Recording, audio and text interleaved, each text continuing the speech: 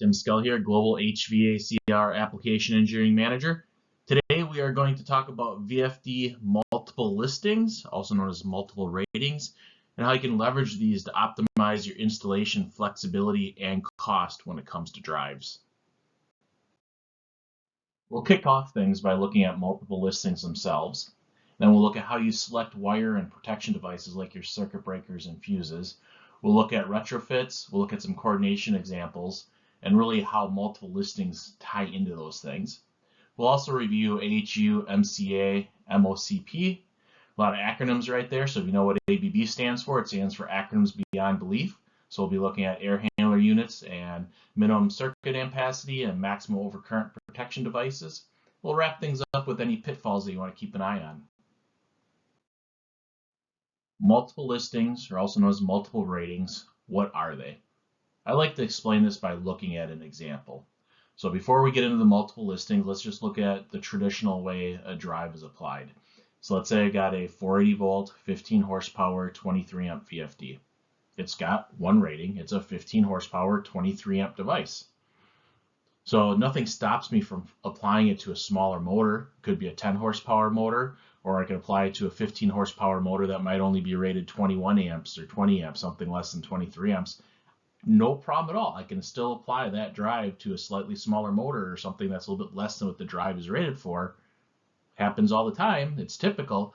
But when it comes to the electrical installation of that drive, so my wire sizes, my fuses upstream of the drive, circuit breakers, any of that upstream protection, all of those electrical devices upstream of the drive, it all ends up getting sized based on the 23 amp rating. It's based on the power conversion device, which is a drive, and its input current rating, which is 23 amps. Now let's take a look at this multiple listing concept. I still have that same physical drive. It's a 480 volt, 15 horsepower, 23 amp drive, but I can apply these multiple listings or multiple ratings to it.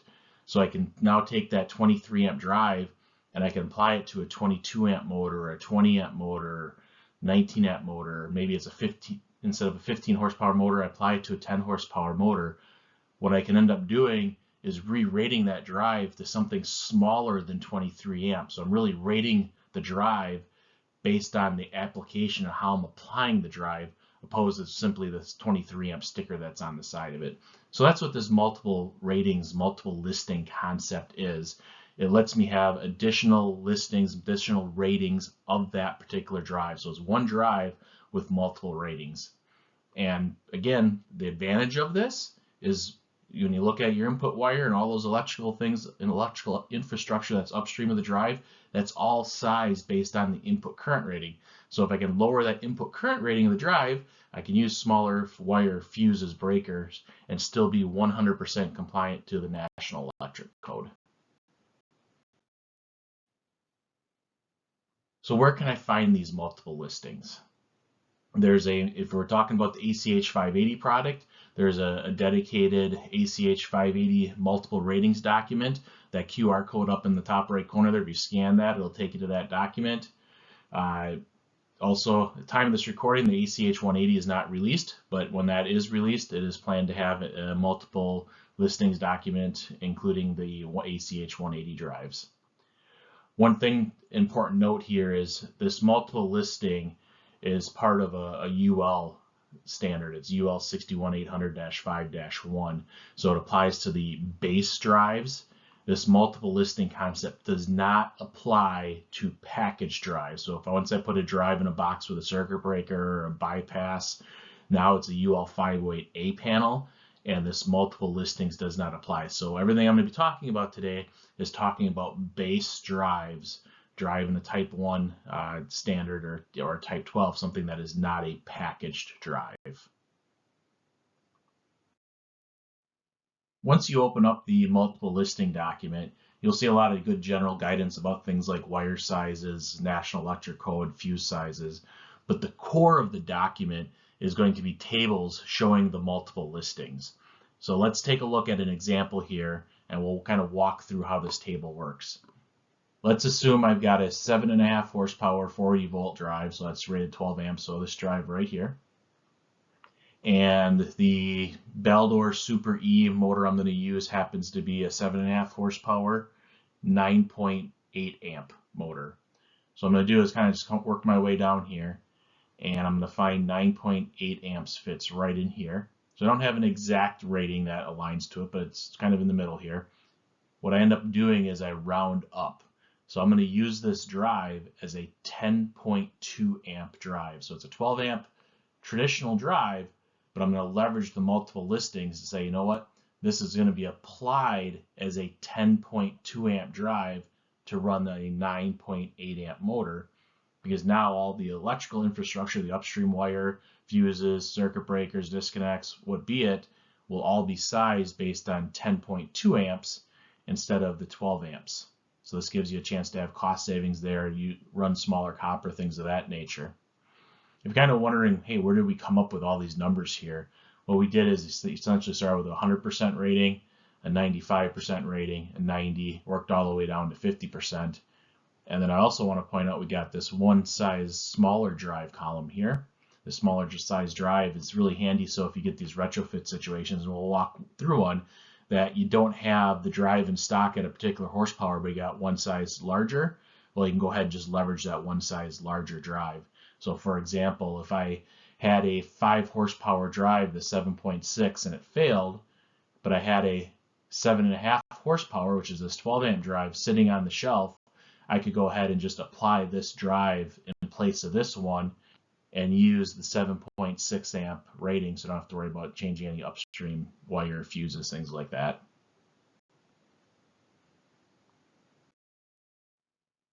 I've mentioned smaller wire sizes and infrastructure a couple times now.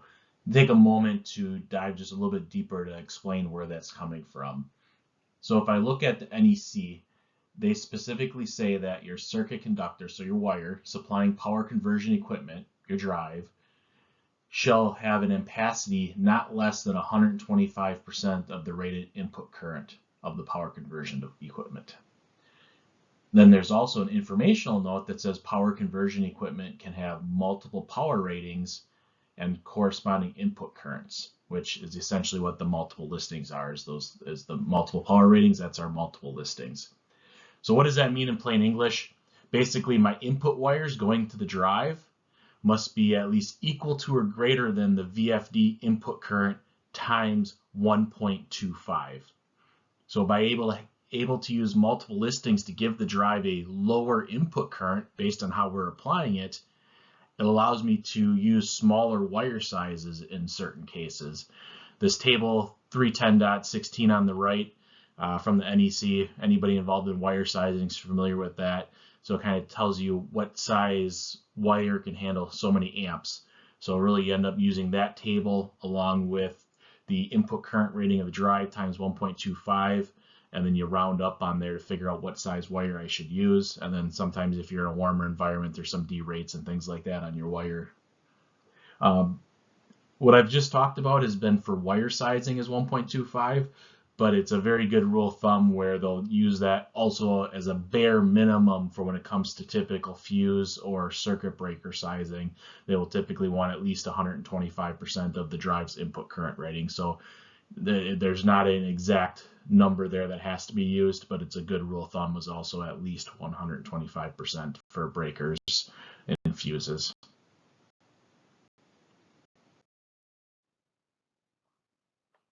Now let's take a look at some examples and actually show where this pays off. So I'm going to take a look at a fan array example, and let's assume a 3x3 design. So I got 9 fans total, and we'll assume that these are motors optimized and designed specifically for fan arrays. So we're going to go with some motors that are a little bit non-traditional but meant really for fan arrays. So they're going to have an 11.5 horsepower rating, and they're rated 14.5 amps. So quantity 9, 11.5 horsepower, 14.5 amp motors. If I work this out to look at total horsepower and total amps, I'm dealing with 103.5 horsepower and 130.5 amps. So I need to size my drive to handle 103.5 horsepower and 130.5 amps. So what I'm going to end up doing in that case is I'm going to pick out a 125 horsepower, 156 amp drive. Traditionally, if I ignore the multiple listings, for example, and go with traditional sizing, I then take my 156 amps, that's the input current rating of the drive. Oh, by the way, on the ACH 580s, your input current and output current match each other. So I've got my 156 amp input current times 1.25, because that's what the previous slide just said. And that says I need to be able to have my wire handle 195 amps, which typically I'm going to end up in that 3/0 area of size. And that also means that I'm probably going to go with something like a 225 amp fuse. 200 amp was right on that edge, so I'd probably bump up to 225 amps.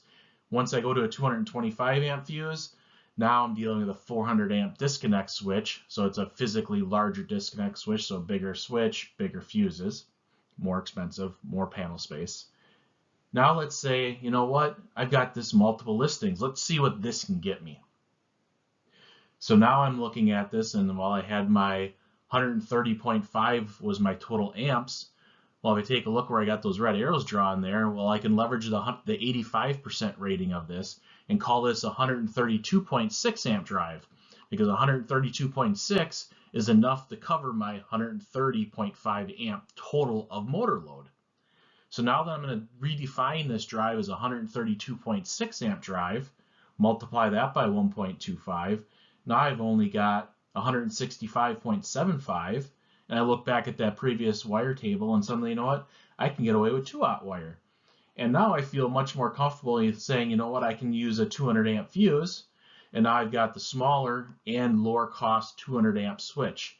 So by using the multiple listing, I went to smaller wire, smaller fuse, and a smaller fused disconnect switch. Another example, we're going to look specifically at a drive replacement scenario. This one happens a lot. So in this example, we're going to say 125 horsepower, which is a 156 amp drive. It's already installed on a job site. 3/0 wire's been installed on the front end of it. Drive's been happy. It's been running fine for 10 years. Something bad happens, lightning strike, whatever. It takes out that drive. That drive is now down. This is a critical application. You'll want to get it up and running as soon as you possibly can. They call up the local ABB channel partner. Local guy's got 150 horsepower in stock. Didn't have the 125 in stock, but has 150 horsepower drive in stock. That's a 180 amp drive. Traditionally, installing that 180 amp drive in that particular scenario would have resulted in 4/0 wire. But keep in mind, they've only got 3/0 installed. We want to get this drive up and running, this equipment up and running, so we really want to look heavily on using this 150 horsepower drive. So what were our options in the past? So ignoring multiple listings, what were the options in the past? Well, the options in the past were install that 150 horsepower, go ahead and get it off the shelf from the local ABB distributor, get that piece of equipment running. So I'd have my 150 horsepower drive running that 125 horsepower motor. That's fine. But if I want to do it quick, fast, cheap, basically I just left the wire installed. I left that 3/0 wire there, which practically is fine. It's not going to cause a problem. However, it is not compliant to the National Electric Code, because the National Electric Code says for a 180 amp drive, you should have been using 4/0 wire. So I personally will never recommend installing something that's not compliant to the National Electric Code, even though practically in common sense it would be fine. The traditional option number 2 was to go ahead and install that 150 horsepower, because again, we want to get this equipment up and running, but also to make it compliant to the NEC, rip out all that 3/0 wire and replace it with 4/0. Now, that's not cheap. It's going to cost you a pretty penny, not just the cost of the wire, but the labor to do all that. The only person who is happy with option number 2 right there is the local scrapper who picks up all that copper and recycles it, and that's how he pays off his bar tab. That's the only person who's happy with number 2. So really, number 1, you got risk because you're not complying to the NEC because your wire is technically undersized, or option 2 is you just had a lot of additional cost of ripping out the copper and installing new, larger wire. That was the traditional solution before multiple listings. However, with the multiple listing scenario and using that solution, is I can go all the way to the right there on that image where I got the red arrows, and you've got the smaller size drive. So in this case, what I'm doing is I'm taking that 150 horsepower drive rated at 180 amps, but I'm going to apply it as a 156 amp drive. I'm applying it just like how the previous drive that had failed was being used. Now I can use that 3-aught wire yet because I'm applying the drive as a 156 amp drive. So it's a nice workaround that allows you to be compliant with the National Electric Code, and it just meets common sense because you're only using that drive as a 156 amp drive. So it makes sense that the wire and all the electrical infrastructure should be sized based on how it's applied, which is 156 amps. A couple additional examples here. I like to call these my real-world scenarios that I've ran into. So the first one to take a look at is we'll look at a brand XYZ drive. So something other than ABB drive was originally selected, probably because they're a low bidder. Due to a combination of non-compliance to the spec and some lead time concerns, a last-second change to the ACH 580 was made. The ACH 580 ends up being more robust than that brand XYZ drive, and as a result, the 580 drive has a 10% higher current rating, 10% more capacity out of that ACH 580 drive. So now the question to you is, do you need to worry about the input wire size that's already been installed? Or maybe it hasn't been installed yet, but all the coordination has already occurred, so they are planning on a specific wire to be installed, a specific size. So do you need to worry about the input wire size? So what do you think? The answer is no worries. We've got the multiple listings. Since the drive is 10% higher than what was originally planned as far as the brand XYZ drive, we simply use the 90% rating on the multiple listings for the ACH 580, and we apply the 580 to have the same capacity as the brand XYZ drive. Or if you want to go lower than that, we could double check the motor FLA and look at applying the ACH 580 based on that motor FLA. But either way, because of our multiple listings, there's no need for us to worry about double checking and redoing all of the motor wire size coordination. Now let's take a look at another scenario. So we've got a hot mechanical room. Maybe it's 110 degrees, 115, 122, whatever that hot temperature is in your mechanical room. And as a result, the VFD was oversized an entire full size because of that high ambient temperature in there, the drive running 18 hours a day in that warm environment. They upsized the drive to get a little extra longevity out of it. So when selecting the wire that was going to be wired to that drive, you remembered to factor in that temperature derate. So for example, if it's 110 degrees in ambient in that room, you need to have a 0.82 multiplier to basically derate, or another way of saying it is oversize the wire to be able to handle that warmer temperature. But when you did it based on the normal size drive, not the oversized drive. So let's say, for example, you would have typically used a 100 horsepower drive for that pump or that application, but you bumped it up to 125 horsepower drive because of the fact that you wanted to be able to handle that warm ambient temperature. Well, if you size the input wire based on the 100 horsepower drive that you normally would have used, excluding the fact you ended up oversizing for high ambient, did you just get yourself in trouble? Do you need to worry about how that input wire size is done when you oversize the drive for high ambience? Well, what do you think about it? Survey says, no worry. Simply use the smaller drive size rating. Basically, what we do is we're able to kind of disconnect the motor and input wire rating and derating for high ambience from the oversizing the drive for the high ambient. So the wire sizing and the VFD sizing are separated from each other.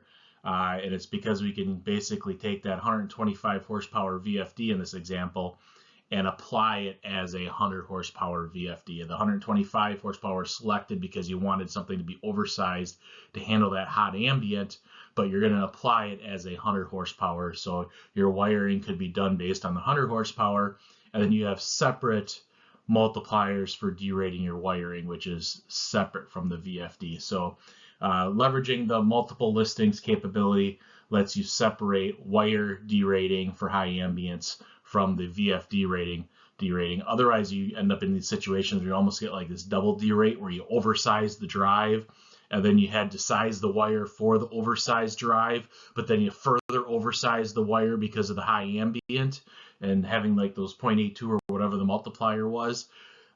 So you get away from those double derate concepts by leveraging the multiple listings in these type of applications. Time to talk about some of those acronyms beyond belief now with MCA, MOCP, AHUs. So minimum circuit ampacity, maximum overcurrent protection for air handlers. Now, if you're a air handler manufacturer, you rep or sell air handlers, you're an electrical contractor who installs or wires up to air handlers, you're a consulting engineer who specifies or coordinates involving air handlers on the electrical side, you're probably familiar with these terms, so this slide's really meant for you. It's meant to give you some tips and tricks on how to reduce your MCA and MOCP ratings that'll actually allow lower reduced overall installation cost of the air handler, because you can reduce the cost of the electrical infrastructure. So let's take a look here. We got minimum circuit ampacity. So that's talking about the smallest allowable wire. Maximum overcurrent protection, that's talking about the biggest upstream protection that can be used, what the biggest breakers you can use. So I look here over on the right, this is from UL 60335-2-40, and you've got definitions here. The top definition here is for the MCA, and depending on the situation, number of motors, are there heaters, things of that nature, you got different formulas here. And then same thing for MOCP, you got a formula here, but I highlighted in blue that if you don't have a drive, it's based on the largest motor current for doing these calculations.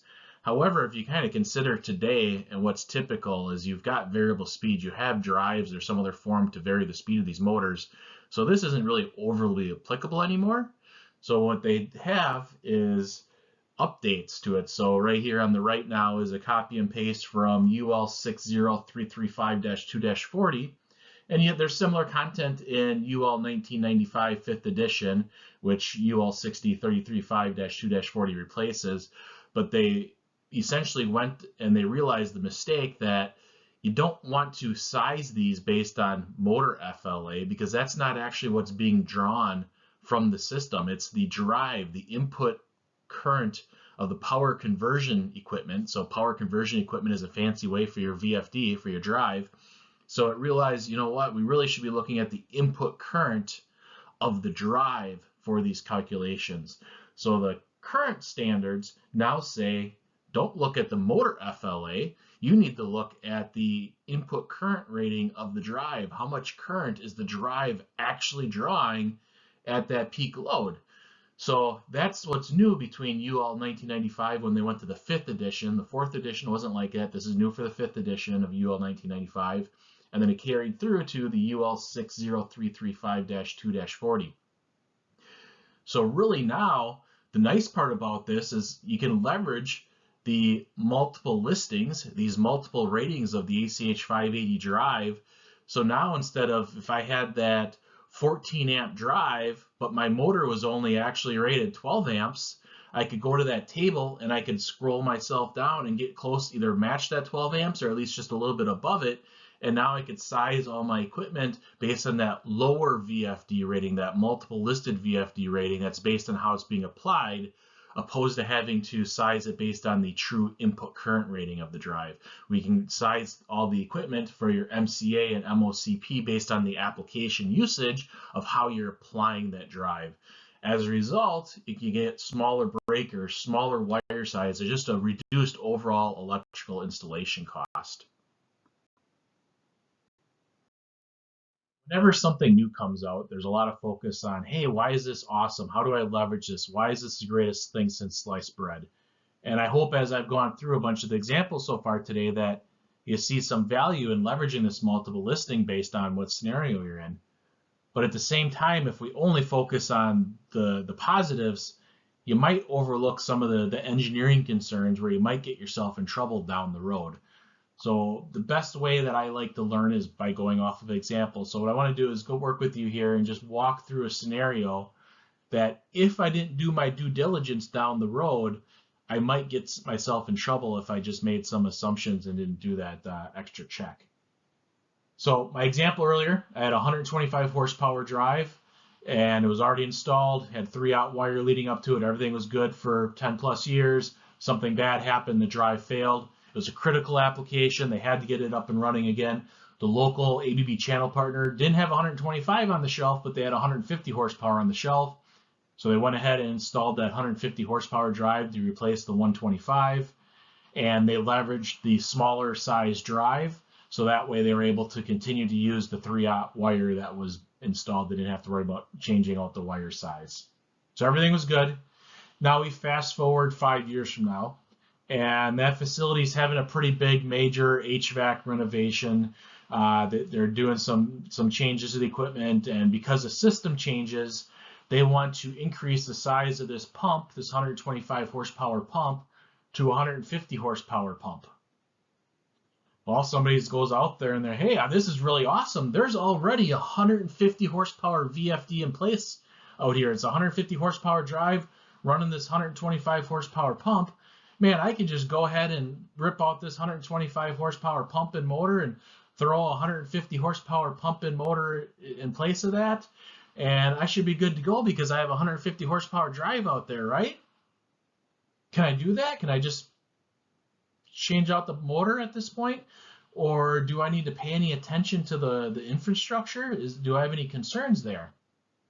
Well, what do you think?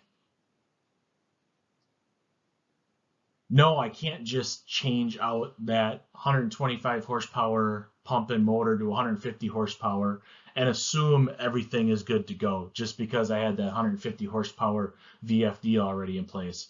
First, I have to take a look at the wire size that was between the drive and the motor, because everything I've been talking about so far today has been upstream of the drive. So if you bumped up from 125 horsepower motor to 150 horsepower motor, well, you got to take a look at that wire between the drive and the motor. And now that 150 horsepower drive that I was applying as a 125 horsepower drive, well, I'm not applying it as a 125 horsepower drive. I am applying it as a 150 horsepower drive. So that whole concept of being able to use the 3-aught wire because I'm applying it as a 156 amp drive is no longer applicable.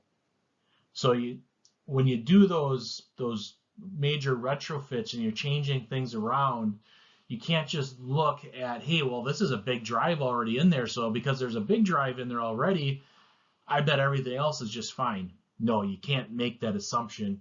You really need to take a fresh look at it and say, how is that drive being applied for my motor? So as long as you do your due diligence, you double check everything during your project, you're good to go. But that's one scenario where if you didn't do your due diligence and you just assumed because there was already a 150 horsepower drive installed that everything was sized for 150 horsepower electrically, that would have been a very bad assumption. Well, there you got it. Multiple listings. I will admit I'm an electrical geek. I'm a VFD geek, so I really nerd out over this kind of stuff. You probably didn't nerd out over it quite as much as I did, but I really hope you get the takeaway of what multiple listings are, which is really just simply taking a drive and re-rating it based on the motor that you are applying it on.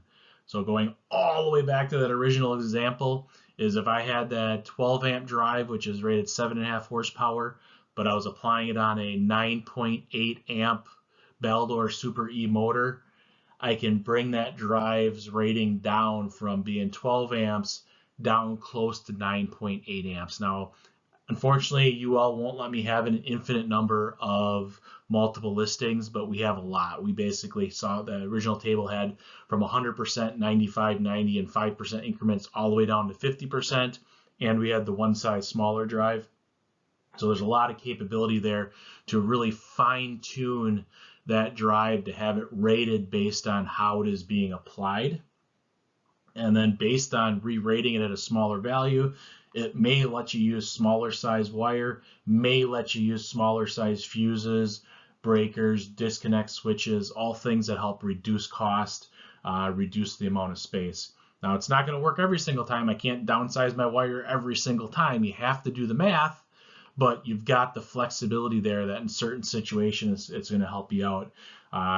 Seems to help out a lot more even on the fan array applications, because you get these unique scenarios where you have larger quantities of motors and you end up with these oddball total sizes of horsepower. So definitely helpful on fan array applications, but it can be applied on single motor applications too.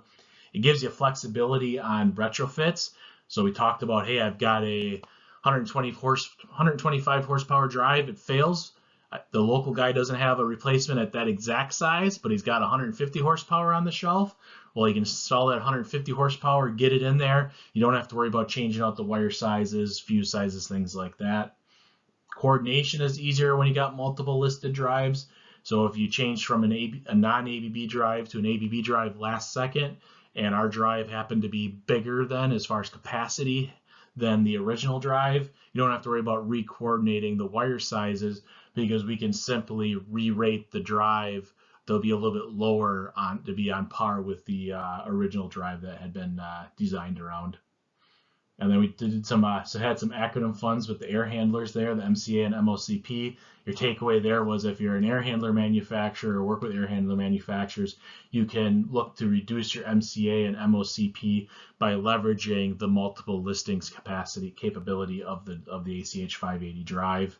And while not listed here, I did bring up an example where you just keep an eye out for future work. So if somebody does apply the multiple listings on an application down the road, if suddenly you make major changes to that application, just put a fresh set of eyes on it whenever you do major changes to a situation. Don't just assume because there's a larger drive in place that I can now suddenly just increase the size of my motor and just assume that everything else is going to be fine. Double check and make sure that the wire sizes and everything are going to be good if you ever do decide to increase your motor size.